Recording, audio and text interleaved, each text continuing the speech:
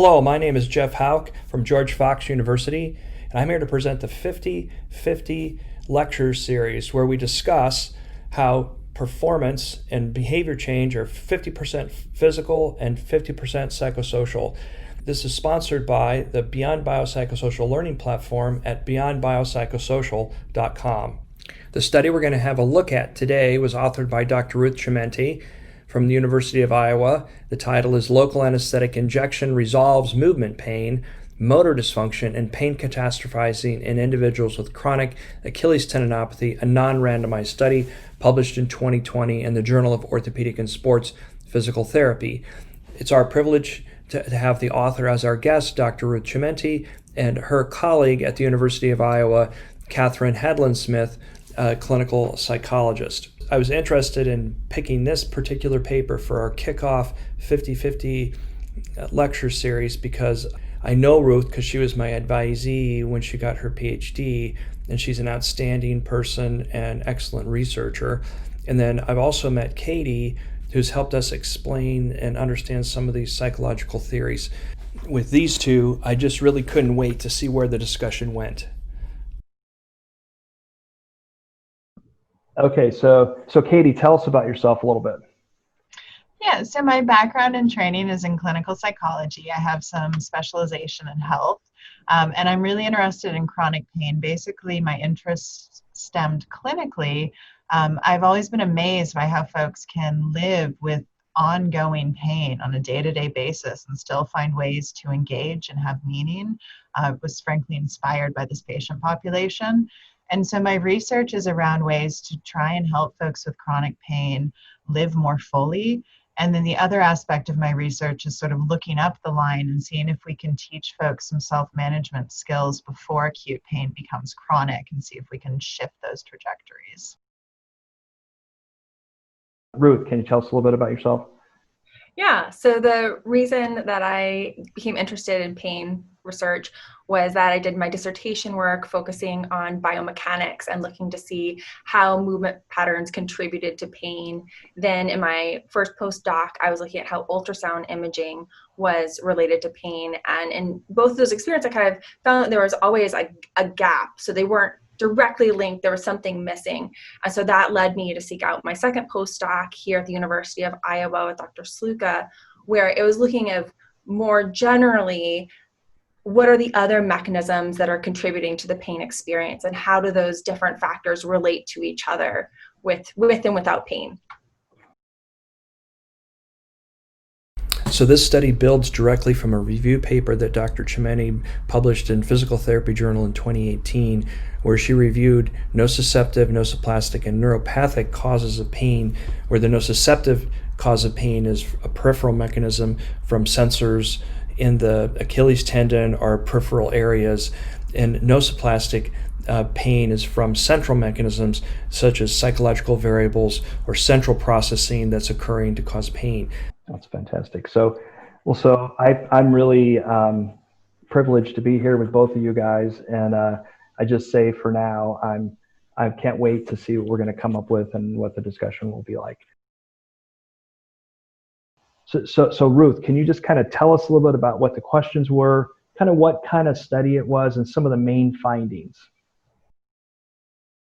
Peripheral pain mechanisms, what we are interested in there is that a lot of times there are kind of two beliefs about what drives Achilles tendon pain. So one is that it is a peripherally driven pathology, so where the pain is localized to the Achilles tendon and is driven by pathology within the tendon. And that's the standard of care has really been targeting that.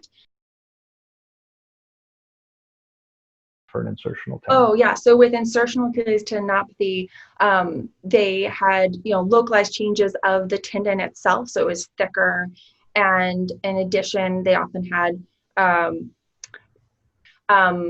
nobody in it actually had like full-blown bursitis that you could really see on the imaging, but a lot of them did have probably Haglund's deformity and as well as osteophytes, which you could see really well on the ultrasound imaging.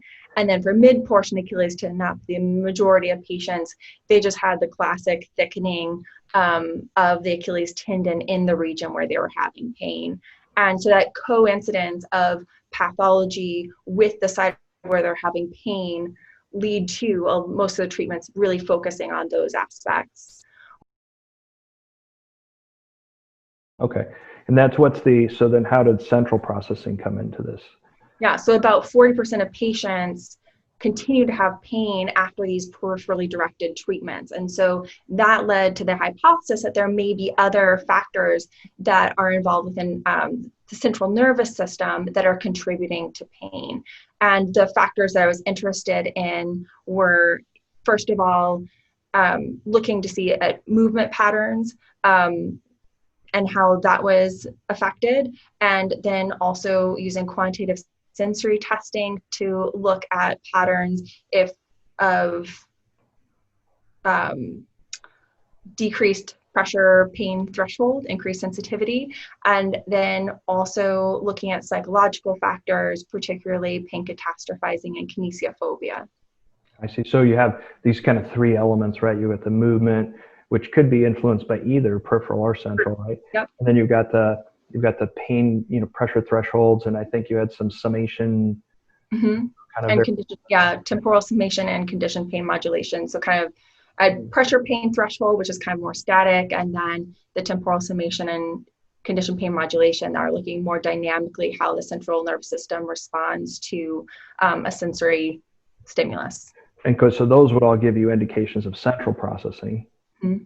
And then you had the psychological variables, which were really, again, you don't really know, but they're obviously central because they're cognitive more than they are peripheral. Yeah, so it was a repeated measures study. So we had participants come in for a single visit, and they completed, these 3 different measures. Then we had a physician come in. He did an anesthetic injection to the region that was most painful in the Achilles tendon. And the level of the anesthetic was about equivalent to the amount of anesthetic that they use when they go in to do a localized procedure in that area. And then they repeated all of the tests again. And we looked to see if they changed with the anesthetic. And the model is assuming that we've knocked out that peripheral nociceptive input. And then that was a way to see if that peripheral nociceptive input would then, if we were able to knock that out, if that would then also reduce these alterations in central processing. So what did you learn then after the injection? What was the gist of the results? Yeah, so what we found was that with the anesthetic injection, as expected, they had less pain with movement. And then in terms of the quantitative sensory testing measures, there was no difference before and after the anesthetic injection.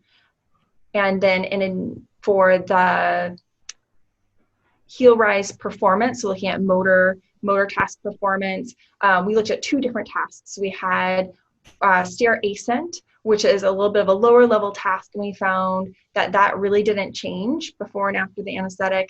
And then with the heel raise, single leg heel raises, which is a little more challenging, that's where we saw our biggest effect and biggest improvement in motor function with the anesthetic. And in terms of psychological factors, we also saw differences over time. Once they had the anesthetic injection, fear of movement and pain catastrophizing decreased. So those are the measurements themselves, but in terms of your original hypothesis, so sounds to me like peripheral mechanisms really govern a lot of the movement dysfunction.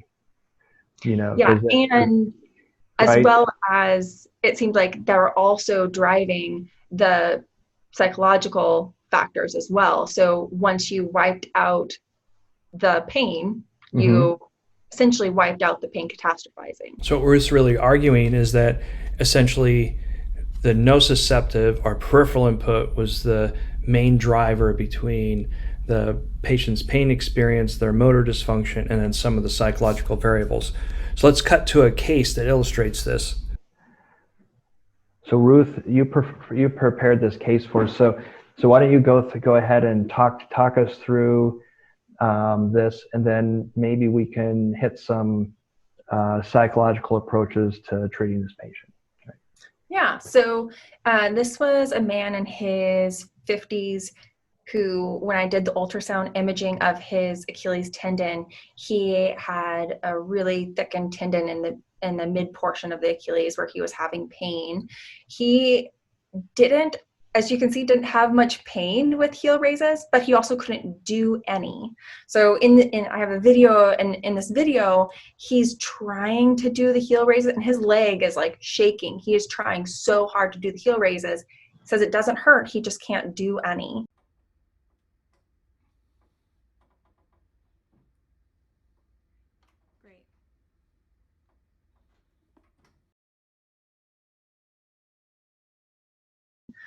His pain is most aggravated with walking. He enjoys golfing. And I remember he was talking about how he when he went out golfing with his friends, now he had to take a golf cart so that he could do it. And so he missed out on that social interaction because he was in the golf cart. And you can see that when I tested him before the anesthetic, he wasn't able to do any heel raises. And then getting a little bit into the biomechanics here, he had his max ankle power was during push off of 1.3 watts per kilogram. And then in terms of the psychological measures, he had high fear of movement. So there are different cutoffs for the TSK 17 item version. Some are 37, some say 41, but he's definitely has high fear of movement. On the pain catastrophizing scale, he had a score of 13, and so a cutoff of 30 is typical to say that someone has high pain catastrophizing. And so he does not really have high pain catastrophizing on that scale. And then after the anesthetic, maybe I should start first, hop down to, he was then able to do 18 heel raises on his painful side. And he had absolutely no pain with it.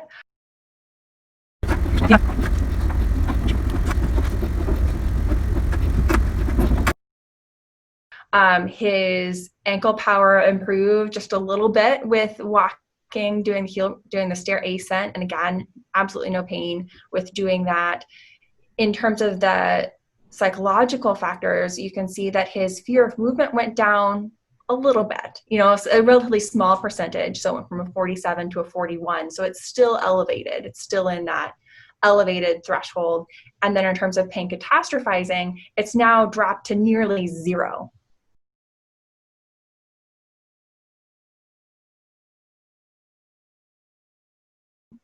Right, which was, I think, one of the more interesting parts, and maybe Katie will jump in on this too in a minute, but what seemed to be really interesting to me was this dichotomy between one of the psychological variables got wiped out but not the other one. So catastrophizing really was immediately done right after the injection. The scores went right back to normal, but the fear remained. Mm-hmm. And even though it was a little bit decreased, it was still elevated.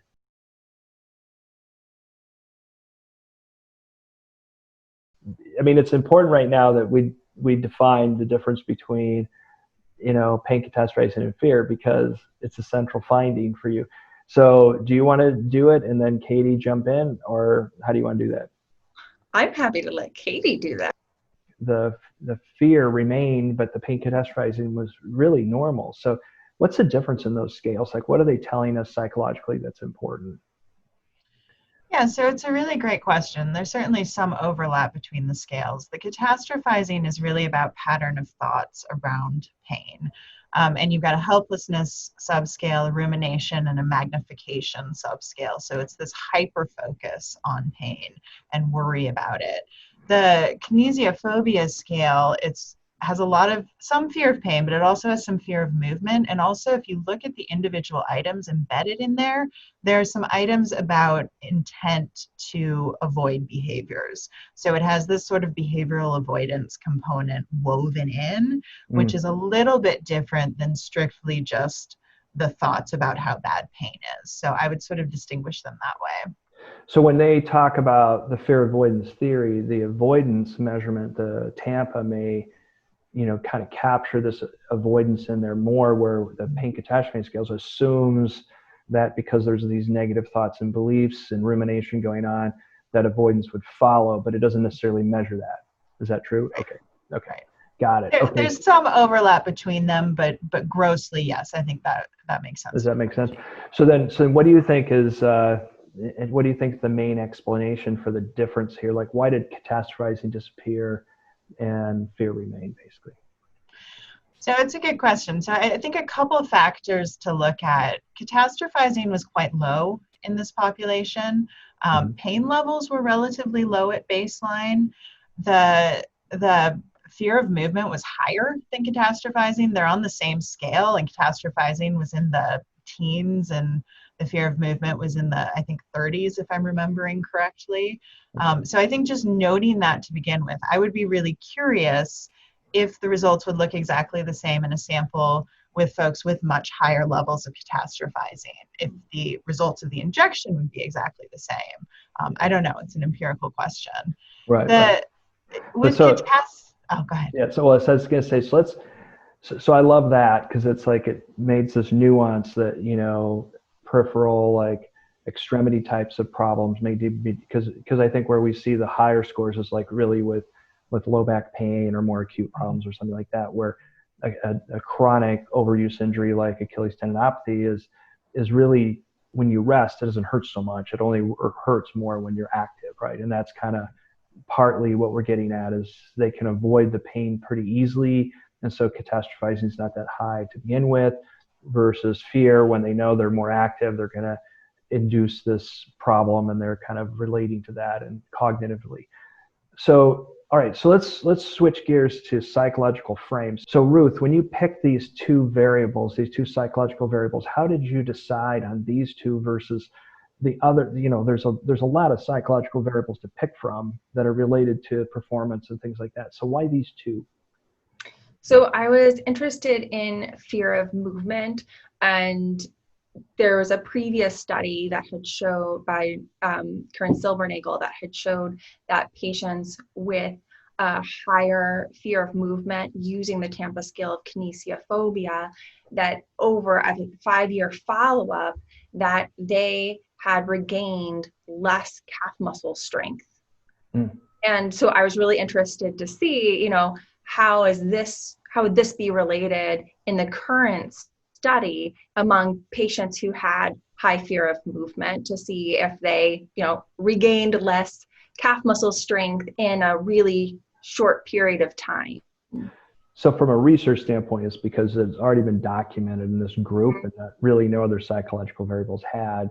Plus, it sounds like it kind of related to this idea of central processing versus peripheral processing. So that was it sounds like that might have been attractive to you. Yeah. So let's switch now and ask Katie, like, how does this fit into, there's lots of psychological theories that, tell us more about the interaction of these variables, because treating patients, after all, we have to take these psychological things, if we're going to do that, and then address them in some other framework, right? Not just in isolation. Here's a current representation of the fear avoidance model, where nociception leads to pain, and then the evaluation of whether the threat is high or low. If it's low, then the continuation for the priority to valued life goals continues, and there's positive affect and optimism. And this leads to confrontation or exploration of what the patient's able to do, and then subsequently recovery. And alternatively, the threat is high, priority is to control pain, and there's negative affect and harm representation, which leads to fear or confusion on the patient's part. And essentially, then they are avoiding both emotional and physical responses, which interfere with life goals and daily activities, and that reinforces negative affect, and then the idea of threat continues. So this is a current 2016 representation of the fear avoidance model published in Pain. Right. So how would you fit this into a broader psychological model? Yeah, so I think we talk about the fear avoidance model a lot with musculoskeletal pain in particular, right? And this idea that there's fear and then activity is avoided, and then pain increases, disability increases, and you're trying to sort of break in at some point in that cycle.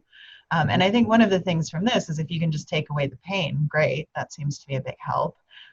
But even with that, when you've got sort of more of an episodic pain condition, there can still be this fear of movement, this avoidance of movement. And I think from a clinical perspective, one of the most interesting findings I thought from this study, it's kind of a smaller one, it's embedded in the paper, but there's a correlation between, I think it's when the heel raises, so the performance on those after the injections correlates with decreases in kinesiophobia. And if I read it correctly, Ruth, they do the heel raises first and then the surveys. Is that correct? Yep. And so yeah. I was thinking of this as like a mini exposure session, essentially, where they're afraid to do this activity and then are able to do it without damage, and we see that little decrease in their fear of movement from that point. And I think that's actually really critical from a clinical perspective in terms of sort of how to make inroads with this fear avoidance model. This is worth another quick look at the fear avoidance model. Katie's basically asking, by addressing fear, can we decrease their avoidance and return them to physical abilities? So for you, Katie, this idea of exposure seems to be really important, right?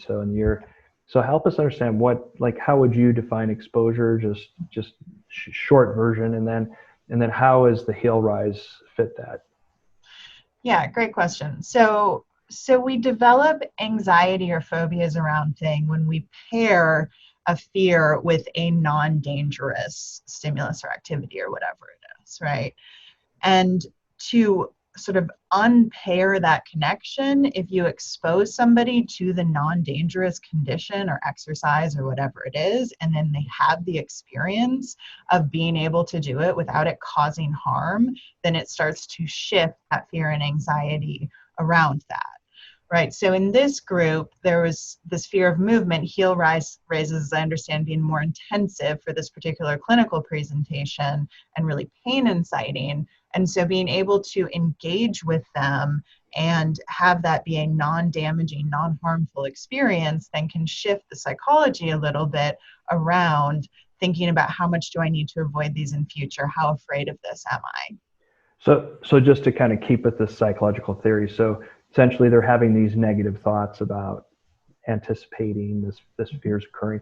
So to restructure that thinking, they have to be exposed to it, not have the negative outcome, and then the thought will automatically disappear, or it starts to shift a little bit. Right. So what happens when you don't engage in the activity is the fear increases, you avoid it, and you feel a little better, right? Yeah. So that builds this idea of it must be scary. It must be something I need to avoid. Avoiding it seems to be a really good thing, right? Right. And so when you start to engage with it and doing it in sort of a manageable chunk so that it's tolerable, essentially, it starts to build up a counter experience of, oh, maybe I can do this. Right. This is good. So so that's great. So that's kind of, and I think this has a name, this approach. Is this fit CBT or does this fit? Yeah, this fits within cognitive behavioral therapy. Yeah. Okay. So here's a brief introduction to cognitive behavioral therapy, the premise of which is that the way that an individual perceives a situation is more closely connected to their reaction than the situation itself. So in other words, you have a situation, the person has automatic thoughts or images in their mind that governs how they react. That could be physiologic with increased heart rate or breathing. As an example, it could force them to embrace a certain behavior or avoid a behavior. Or lastly, it could be emotional where they become sad or happy. The key is that the automatic thoughts would include things like fear of movement, pain catastrophizing, and then other beliefs that would influence a person's behavior. Now, I just want to recognize that I got this information from the Beck Institute, and there's the website. Is that with BedFit? Okay, so So that's kind of what we're talking about. So let's break out now, and I want to go back to something that's popular in the clinic right now, which is neuroscience pain education. So we have this idea of CBT, because that's our frame right now for psychology. We kind of know what's going on a little bit from Ruth's study with pain catastrophizing in fear, and it's more about fear. And so what we want to do now is like think about how we would approach these patients, right? And so one option that's come up because of the testing is this idea of exposure. And so another option is neuroscience pain education. In terms of her point about how this graded exposure could be contributing to the our improvement that we see in physical therapy with this patient population. So right now the standard of care is really a progressive tendon loading program. Mm-hmm. And so we don't really know, is it really the primarily the physical effects that we're getting the benefit from, or is it this, progressive graded exposure that we do where it's like, oh, okay, so you're able to have manageable symptoms while you're doing this level of exercise. Let's try bumping it up and see if, you can still keep your symptoms within that range. I see.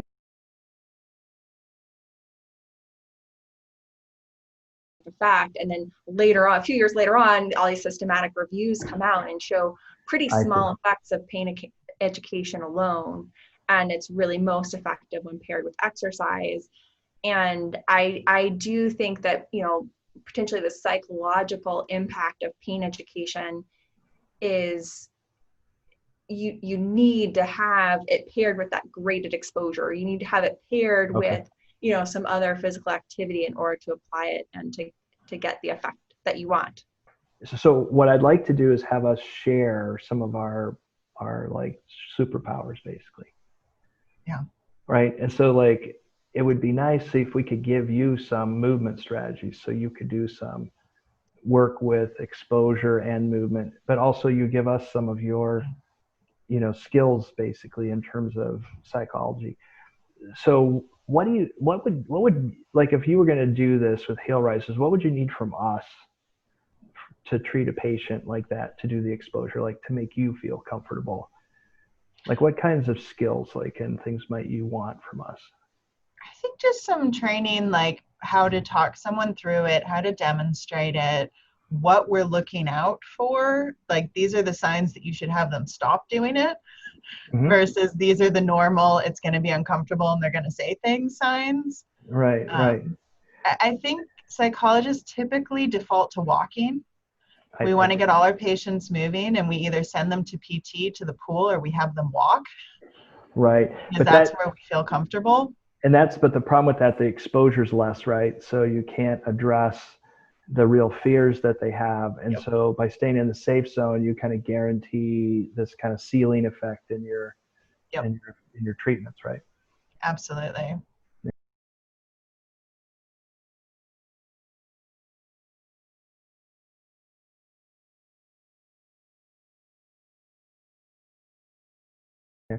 So what about Ruth? What questions do you have for Katie? Like in this particular example, like what would you ask her about? Like if you were going to wipe out fear, because you didn't really do it with the anesthetic.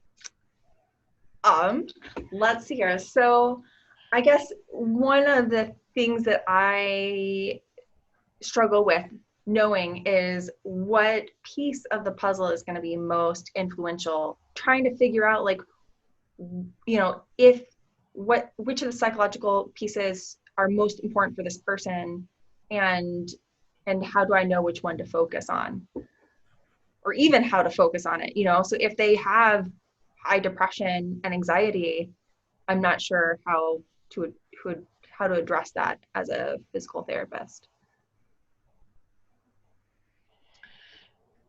Yeah, I think the beauty and the difficulty is that a lot of these things are bi-directional or multi-directional, right? If we can sort of get in on one piece, often it connects to the other pieces. And I tend to think about, first of all, figuring out what's really important to the patient. right? What is going to make their life more rich and meaningful? And then everything anchors to that, right? And if I keep trying to do something with a patient and they're not, doing their homework or engaging, or sometimes that's a flag to me that I've missed the boat in terms of what they actually want. So it's always about what's important to them. And then this idea with fear, this idea that we have to be not afraid to do things is sometimes a misfit with this work for our patients, right? Bravery is sort of doing things in the presence of fear because they're important, right? And actually, we're asking our patients to do lots of really scary things. And I think when we acknowledge that, that's sort of important, right? Especially if it's paired with, you've told me this is really important to you. And it seems like the way to get there is through doing some really difficult, scary things. I'm going to be with you. We're going to do this in a manageable way. And I see how hard you're working and how scary this is for you. And that makes sense, right? And do you think we could start trying some things out? So this is great. So basically, I heard you say a couple things. And Ruth, what did you hear? I mean, well, here, I'll do it. I heard you say safety. When you expose them, they have to feel safe and reassured, and then incremental. So that part of it's important because we're not sure which ones are most threatening to them, because different things could be threatening. Then the second piece was it has to be really meaningful to them, or else why would they push that hard? So even though they might feel like they could do it, if they don't really want to do that, well, then it's not going to match up. They're not going to push through that. Yeah, so I also thought it was interesting, your point about if a patient is not adhering to the exercise program, to, reevaluate your exercise within, the context of their values. And so, as a physical therapist, I'd say that thinking back to when I was in the clinic, it was very rare that I had a patient who was compliant with all the exercises and didn't get better. It's those patients that don't comply with the exercise program. You're like, well, I guess I gotta give them different exercises, or, and so like considering it more in terms of linking it back to what they really value, and acknowledging, if it's the fear of movement that's holding them back from doing that particular exercise, or maybe I haven't framed the exercise in a way that links it to the things that they value. It's a really interesting point. So Ruth, how many times do you think that you, or me, like I'll even myself, you made your goals for your patients 100% from the patient? And how many times did you do 50% from you and 50% from the patient? Yeah, I would say probably more the latter than I'd like to admit, because you think about, whatever your standard is in your own head, and you want to get them to align to your standard, your goals. And it takes time, right? I mean, Katie, it takes a long time to find out what they really want. How many times do you typically have to ask a patient why they're there when you treat them? Like how many times? It's an ongoing conversation, and you sort of pick some initial points and then you recalibrate as needed, right? Yeah.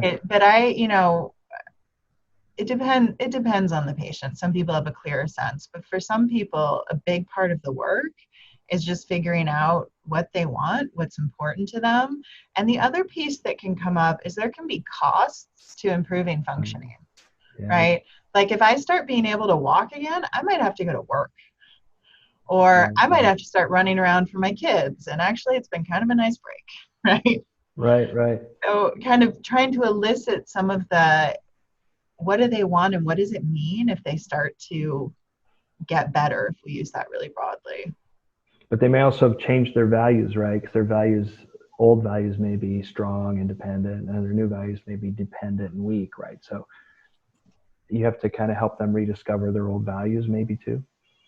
Yeah, and sort of figure out who they want to be from here. I talk a lot about, you've been walking down this road, especially for folks who have had like a pretty traumatic accident or injury. You're going down this road, living your life, and suddenly a brick wall has fallen in front of you, and that road is blocked, right? And you keep trying to reach back to like, yeah, but I used to, and here we are now. right? And we're going to have to figure out if we want to turn right or left or start digging a hole or what we want to do, but it's going to be different, right? Yeah. And sort of from here, who are you? What is important to you? Who do you want to be? Well, that's great. So, Ruth, do you have anything more on that?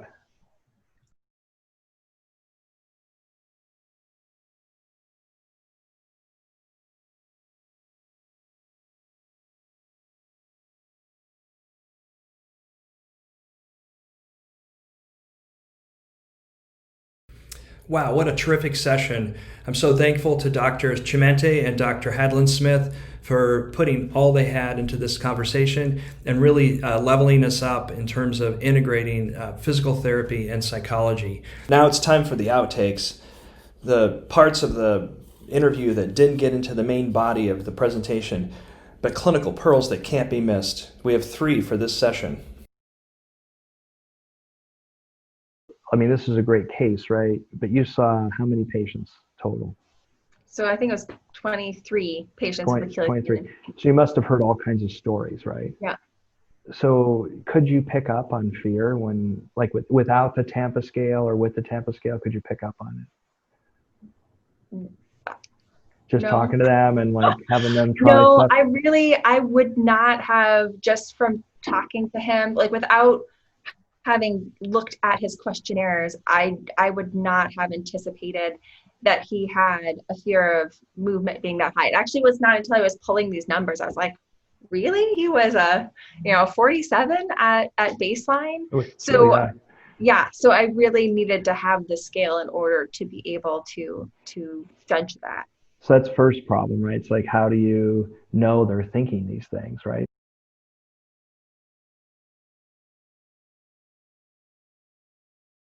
I'm really curious about what his reaction was. I don't know if you worked with this particular participant, but after he did the 18 heel races. Yeah, so like I have it on video, and he's like, "Oh, I can actually do these now." Like he is just like surprised that he was able to do them. So that moment, I think from a psychological perspective, is critical, right? So isn't that interesting? You literally, your mind has been telling you that you cannot do this movement, and here you've just done it 18 times. So you're saying feedback at this point, like, and this would translate to clinic in many different situations, right? Where if you have them express a negative thought about an outcome that's physical, and then you have them re-express that it didn't occur, the negative outcome didn't occur, that can be effective at restructuring their thinking. Yeah, anytime they're grappling with a discrepancy where their mind is saying they can't do something and their experience is saying they can, highlighting that discrepancy, especially right after they've just done the thing, right? It helps them kind of start to go, oh, maybe my thoughts aren't giving me totally accurate information, right? Starting to question a little bit, starting to challenge their own thoughts. And then you can build on that, but catching those moments where it's not just theoretical and you can just directly map it onto their experience is really important. Like, so he's experienced these heel raises, right? And he knows now he's capable. So should we have him immediately jump up and down and do hops, or progress, or maybe do small hops, big hops, and then jump off of a table? What's possible? Because I mean, basically he'd like to, quicker is better. I mean, not that speed is essential, but it's like, can the mind be restructured that quickly? And is it necessary to take it to that level where it's really challenging? Because most people with Achilles tendinopathy don't have immediate pain all the time. They have like a rebound pain sometimes, right? It's like, true, right? So they don't always have immediate symptoms. That's one interesting thing about this problem. So when we said at the beginning, they didn't quite have a lot of pain. They oftentimes don't have pain unless they just ran or did some physical activity, and then they have pain, right? So what would your recommendation be in terms of dosage, right? So like how to push it to that point where it's like, okay, we're really going to help them with this fear thing. So, I think about sustainability, right? I don't want to get my patients to be able to do things one time. I want them to do something tomorrow that they can do the next day and the next day and the next day. And then often we're thinking about a slow build over time, right? It becomes a conversation with them. You can lay out the options and say, how far do you want to go? And then say, well, what if we decided whatever we do today, I'm going to ask you to do on Tuesday, Wednesday, Thursday, and Friday as well. And then if they're coming with me on that, then I'll say, okay, so I really pin them down, right? You're going to do it tomorrow. What time? Where are you going to be? Here's the plan. And then this is the piece that gives me the real information. I say, on a 0 to 10, how confident are you that you're going to do this? 0 is there's just absolutely no way. 10 is there is nothing on heaven and earth that could stop you, right? Frankly, if they say a 10, I'm a little concerned. It's too easy, right? Usually I want to get to like a, 7, 8. I'm in a really good range. We can talk about barriers. We can make a plan.